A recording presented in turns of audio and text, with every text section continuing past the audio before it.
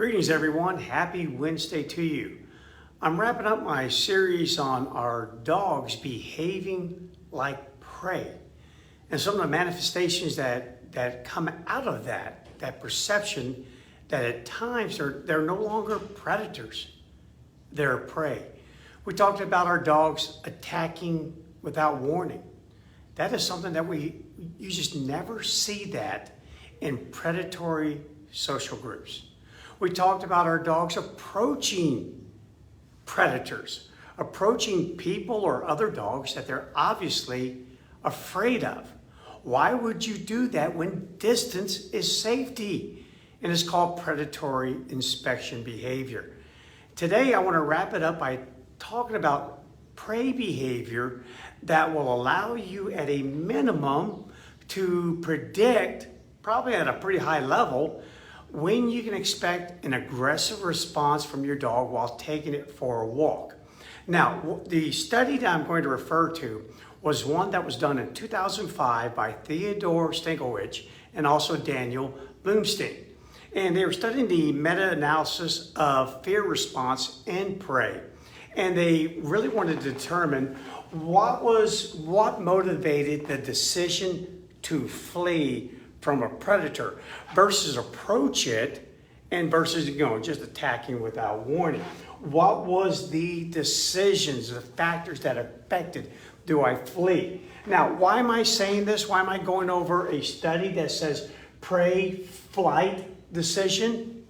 Because if you remember from the previous video that this inspection or even a close approach to a predator can culminate in an attack. And when dogs are on a leash, most dogs being walked are either on a physical leash or they're in a virtual leash, meaning you've trained that dog to heel. Regardless, the ability to use this as an option, flight as an option, is obsolete. And therefore, what typically happens is that the action now becomes, if I can't flight, then I fight. And that's what I do. Aggression is the consequence of not being able to use this option. But those decisions that if the dog can say, hey, I'm getting the heck out of here, are still the exact same. And you'll probably know some similarities. So let me get started in that. Very first, I want to just kind of work my way around here clockwise.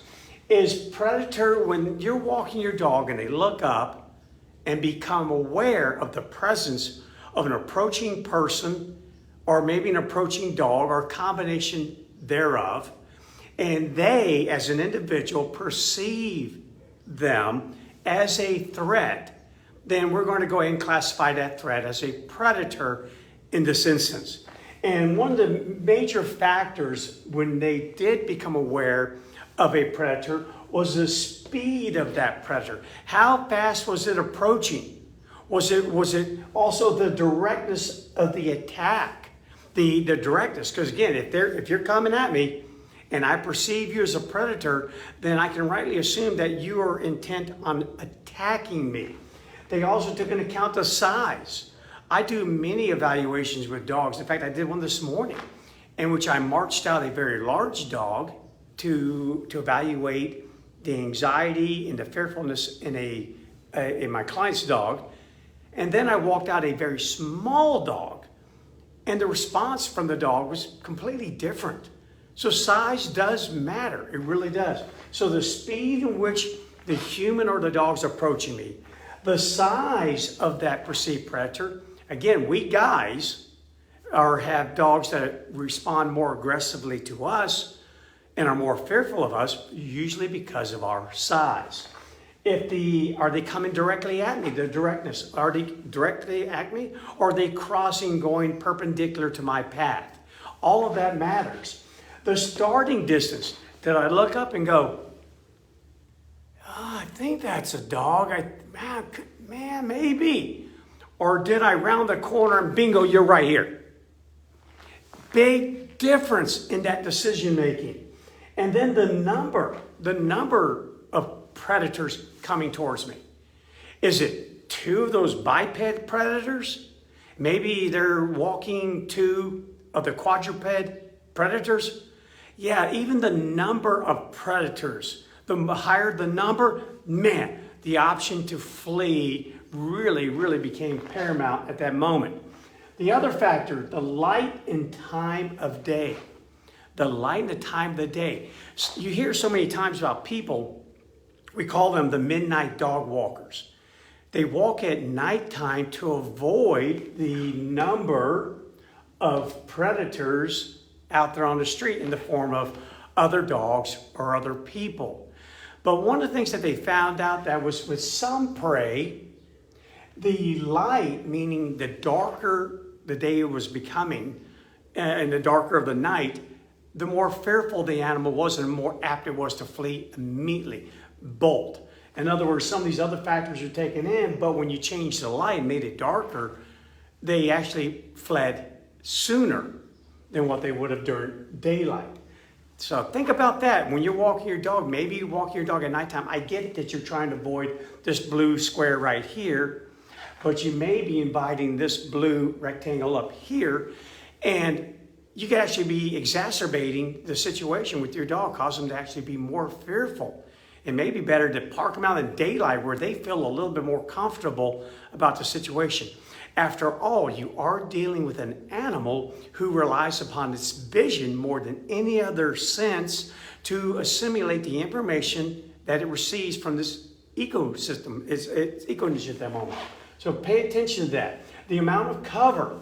I've noticed this myself. I have taken dogs out into the wild multiple times, and they appear to be far more comfortable when they're out in the forest. And again, you can attribute that to some of their genetic ancestry, being wild animals from the forest.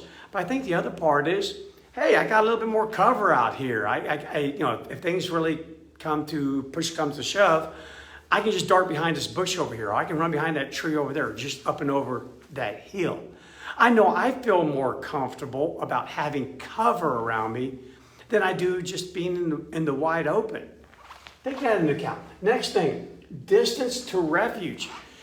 Animals that are further away from their home base, further away from their territory, they opted to flee much sooner. In other words, it took less of these other factors. Notice how we're adding them up. It took less and less of these other factors to make the decision to flee based upon the distance from refuge, the distance.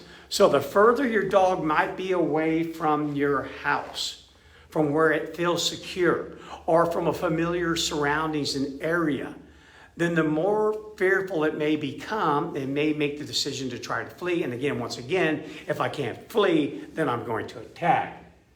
Think about that. Other thing is group size and group makeup. So that means that's in favor of them, meaning these prey animals, safety in numbers, you've all heard it. There's a reason why a lot of birds will do what we call self-organizing, meaning we're not family, but I'm going to hang out with you guys, and we're all going to hang out with those guys over there. It's called like a school of fish or a mob of birds, self-organizing. And they do so not just to increase the likelihood that they'll find food. Hey, more eyes, more sense of smell, and so on and so forth. We can all locate the food if we all are out looking for it. But also, if there's 200 of us, then I have 400 eyeballs looking for that hawk or that eagle. In other words, looking for predators. The larger the group of wildebeest, gazelles, wolves, whatever it is out there, the safer that group is going to feel. Again, on my worst day, maybe the bear will eat you and it won't eat me. The group makeup depends upon, for example, animals that found themselves in the company of bigger, more powerful of their species made the decision to flee much later than those who were without that big, powerful leadership or that big, powerful presence. Think about that when you're training. Hey, I talk about all the time, social support. Social support doesn't just fall in the category, I love you. it falls mostly in the category that I can support you. Hey, I got this. Don't worry about it. I see something coming. I know you think that's a predator, but I'm capable of dealing with it. You just need to lean on me. Settle down for a little bit. Give me time to assess the situation and make the right decision. So think about that in your training. And then lastly, prey experience. Prey experience. Meaning, how many times have I experienced this type of predator with that kind of speed, size, and that number of predators at nighttime, a long ways away from my house, and I'm not really feeling like you contribute much to helping the situation because I'm the one that takes all the action, does all the action, rah, rah, rah. They go away, you don't do anything. And so all of that is taken into account and will affect, again, your dogs, if your dog does, again, perceive these other creatures, humans and dogs, as as predators, because it's acting like prey, make the decision on whether I want to flee or not. And of course, that then leads to whether I'm going to attack or not, because flee is not an option. Okay, so there you have it. Take a screenshot of it. There you go. Think about it. Do a little checklist. Next time you go out, walk your dog and it goes off on someone or it goes off on another dog, write that down. Be like a scientist. Be like Theodore Stankiewicz and Daniel Bloomstein. Be like them. Write it down and say, okay, I was actually about a quarter of a mile away from the house and it was getting dark and we were in the wide open. And there were 3 of those others out there other than me and my dog. Yeah, you can use this information, and at a minimum, it will give you predictive information. And predictive information will give you much more control of the situation. It'll allow you to predict, which then allows you to train, which then allows you to feel like you've got your dog under control, which then makes you feel like, hey, I got this thing. So when you tell it to your dog, you actually mean it. You're not just faking it. So there you go, guys. That's the last of my Prey series. If you have a request for videos that you want me to do, send them to me. I'm always looking for new material, things to cover, maybe at a different angle than what someone else has covered. Love to be able to help you out. Send them my way. Send them to Bryan with a Y at tamingthewild.com or just drop it down on the feed on this post here. Guys, be safe. Use this information. Be a scientist. Take care.